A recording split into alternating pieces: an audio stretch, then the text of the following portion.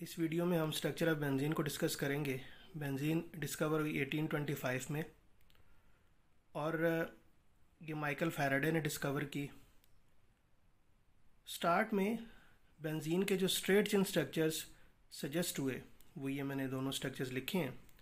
Benzene का molecular formula C6H6 होता है। 6 कार्बन होते हैं बेंजीन में और 6 हाइड्रोजन एटम्स होते हैं। उसके अकॉर्डिंग जो स्ट्रेट चेन स्ट्रक्चर्स लिखे गए हैं, पहला स्ट्रक्चर आप देखें, इसमें carbon carbon 2 double covalent bond है और एक carbon carbon triple covalent bond है। 1,5-हेक्साडाइईन 3 आइन स्ट्रक्चर का नाम है। और दूसरे स्ट्रक्चर में 2 carbon carbon triple covalent bond है और इस स्ट्रक्चर का नाम 1,5-हेक्साडाइईन 3 आइन है। तो ये दो स्ट्रक्चर जो स्ट्रेट चेन स्ट्रक्चर्स हैं ये सजेस्ट हुए बेंजीन के, लेकिन इन स्ट्रक्चर्स को रूल्ड आउट कर दिया गया, रिजेक्ट कर दिया गया। उसकी कुछ वजूहत थी। पहली वजह यह है कि these structures do not obey general formulas for alkanes, alkenes and alkynes. Alkane का जनरल फार्मूला CnH2n+2 होता है। अल्कीन्स का जनरल फार्मूला CnH2n होता है और अल्काइन का CnH2n-2। ये जनरल फार्मूलाज जो हैं इन्हें ये स्ट्रक्चर्स ओबे नहीं करते। अगर हम मान लें कि बेंजीन के ये स्ट्रक्चर्स हैं तो इन्हें अनसैचुरेशन के लिए बेयर्स टेस्ट देना चाहिए।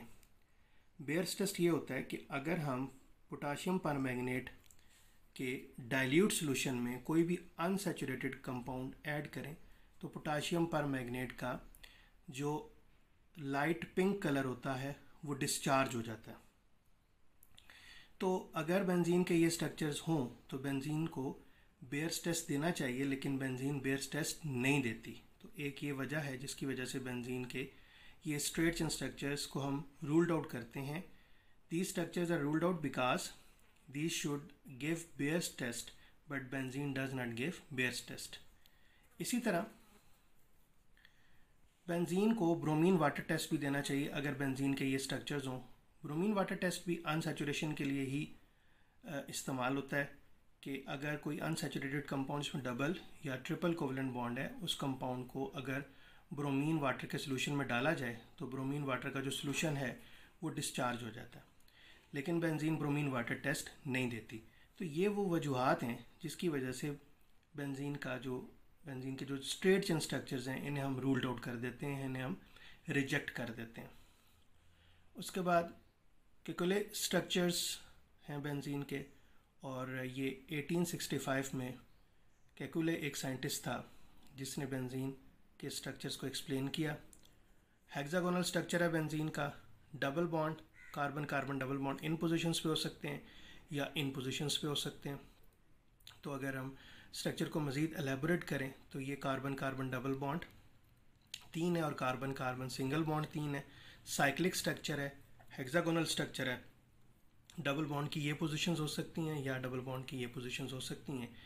ये अल्टरनेटिंग डबल और सिंगल बॉन्ड होते हैं। तो ये केकुले इस बात को तो एक्सप्लेन नहीं कर सका था कि अल्टरनेटिंग डबल और सिंगल बॉन्ड क्यों होते हैं, लेकिन उसने बेंजीन के ये स्ट्रक्चर सजेस्ट किए। उसने अपने स्ट्रक्चर की फेवर में कुछ पॉइंट्स कहे। पहला पॉइंट उसने ये कहा कि benzene gives only one mono substituted product.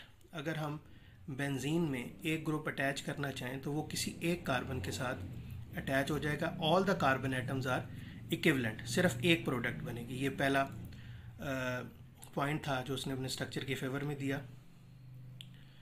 दूसरा उसने ये बताया कि अगर बेंजीन में एक ग्रुप पहले से लगा है और दूसरा ग्रुप हम लगाना चाहें तो 3 तरह की प्रोडक्ट्स बन सकती हैं।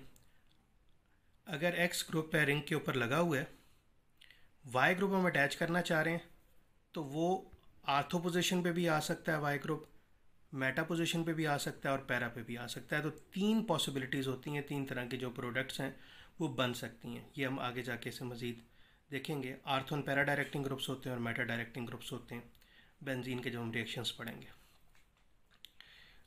और तीसरा पॉइंट जो अपने स्ट्रक्चर के फेवर में केकुले ने कहा वो ये था कि अगर बेंजीन में हम हाइड्रोजन ऐड करें तो 3 मालिक्यूल हाइड्रोजन के ऐड होते हैं। निकल कैटलिस्ट होगा, हीट करेंगे तो ये साइक्लोहेक्सेन बनेगा। जैसा कि हमें पता है कि हर कार्बन के पास बेंजीन में एक हाइड्रोजन एटम है, C6H6 इसका मालिकुलर फार्मूला है।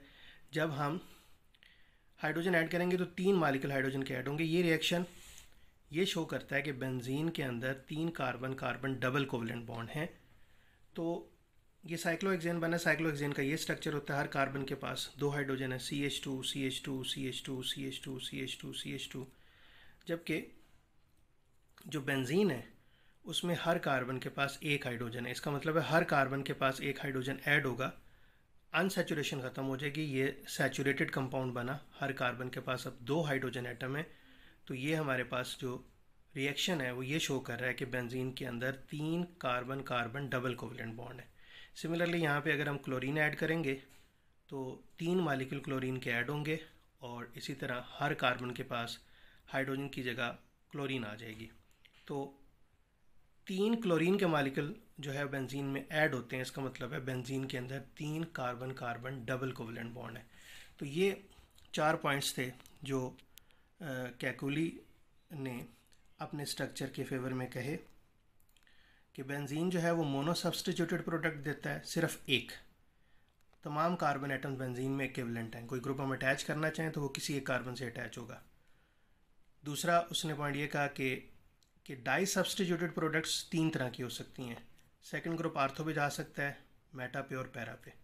और बेंजीन में अगर 3 मॉलिक्यूल हाइड्रोजन के ऐड करें तो साइक्लोहेक्सेन बनेगा। 3 मॉलिक्यूल अगर बेंजीन में हाइड्रोजन के ऐड होते हैं, इसका मतलब है कि हाइड्रोजन के अंदर 3 carbon carbon double covalent bonds हैं।